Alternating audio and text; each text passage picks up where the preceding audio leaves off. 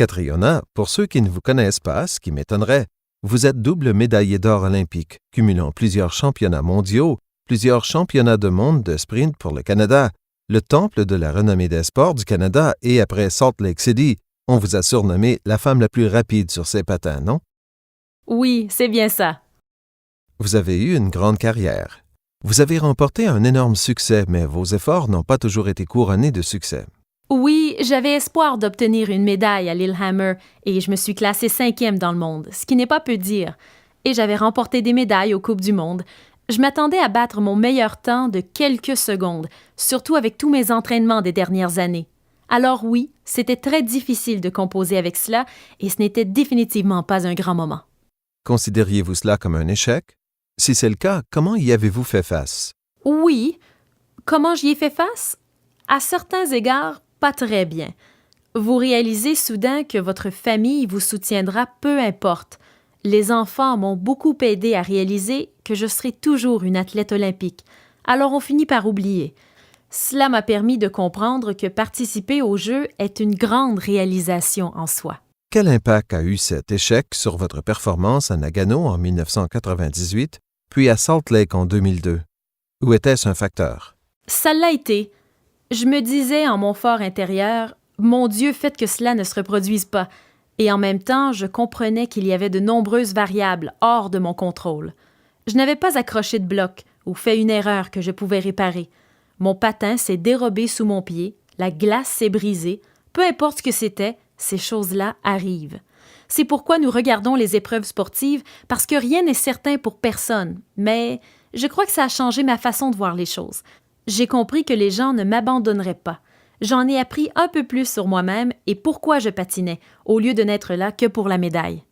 Je lisais il y a quelque temps le livre de Malcolm Gladwell, Les prodiges. L'auteur avait fait des recherches auprès de musiciens d'exception afin de savoir ce qui les rendait exceptionnels. Il en est arrivé à la conclusion que ceux-ci n'étaient pas doués. Étiez-vous doué? Ou, comme il le mentionne dans son livre, étaient-ce les 10 000 heures investies qui ont contribué à la maîtrise de votre sport? Ce doit être ces 10 000 heures, car le patinage de vitesse est très technique. On peut faire tout cet entraînement, mais au bout du compte, on doit transposer tout cela dans 37 secondes de perfection. Les choses ne seront jamais parfaites, bien que nous fassions tout pour qu'elles le soient. Il s'agit donc de l'entraînement, que l'on considère cela comme un don ou de la discipline. Alors, est-ce que la discipline est un don, ou alors est-ce mon obstination? Il s'agit peut-être de ma poursuite de la perfection?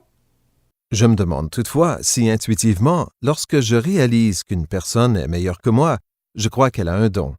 Nous agissons parfois en victime en se disant « impossible de faire mieux, elle a un don ».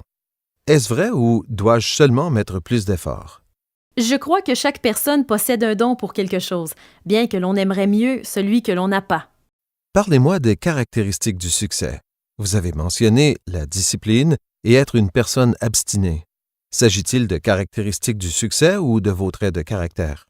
Je crois que ce sont des caractéristiques du succès et je constate aujourd'hui que les sports d'équipe et les sports individuels sont quelque peu différents.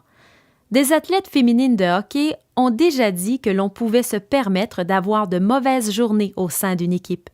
On peut manquer un entraînement. On peut mal jouer ou avoir un mauvais relais parce qu'on a le reste de l'équipe pour prendre la relève à notre place. Mais un athlète individuel de niveau olympique n'a qu'une seule chance de quelques secondes à tous les 4 ans. Il n'y a pas de place à l'erreur. Lorsqu'on se tient sur la ligne de départ, on doit se dire que l'on est à son meilleur et n'avoir aucun regret, car pour moi, les regrets sont la pire chose qui soit. On ne doit pas penser de cette manière. Je crois que les gens sont perfectionnistes, non seulement dans les sports, mais aussi dans les affaires et dans d'autres domaines. C'est difficile de l'être parce que l'on n'est jamais vraiment satisfait. Il n'y aura jamais de course parfaite. Il n'y aura jamais de chef parfait. Alors on cherche constamment à trouver ce que l'on a fait de mal et à essayer de l'améliorer. Vous passez la majeure partie de votre vie en tant qu'athlète, puis un jour, comme nous tous, vous vous demandez « Et maintenant ?» Plusieurs agriculteurs font cela aussi. Ils sont agriculteurs toute leur vie, c'est ce qui les définit. Ils ne savent pas comment être quelqu'un d'autre. Quelle a été votre approche face à la question « Et maintenant » J'ai dû me rendre à l'évidence qu'il ne s'agissait pas de qui j'étais, mais de ce que je faisais. C'est difficile à faire, mais on doit savoir prendre le recul nécessaire. Cela ne mine en rien ce que l'on a accompli, mais ce ne peut être qui l'on est comme personne. Tout arrivait très vite et se passait si bien que j'ai dû à un certain moment faire un pas en arrière et me demander « Alors, quelle est la prochaine étape et qu'est-ce qui est important? » Une dernière question. On dit que le succès est fragile à cause des attentes qu'il suscite. Comment avez-vous pu atteindre vos objectifs tout en demeurant au sommet? Cela dépend de la façon d'envisager le succès. En constatant le succès remporté dans toutes ces courses, je me dis que oui, c'était fantastique. Même si ce qui l'a accompagné n'a pas été de tout repos.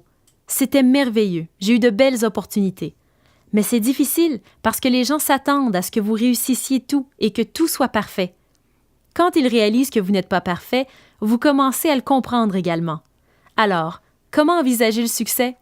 C'est toujours une question d'un peu de bon et d'un peu de mauvais, et de prendre le recul nécessaire pour vraiment réfléchir à ce que le succès veut dire pour soi. Ce fut un plaisir. Merci d'avoir partagé avec moi. De rien, merci.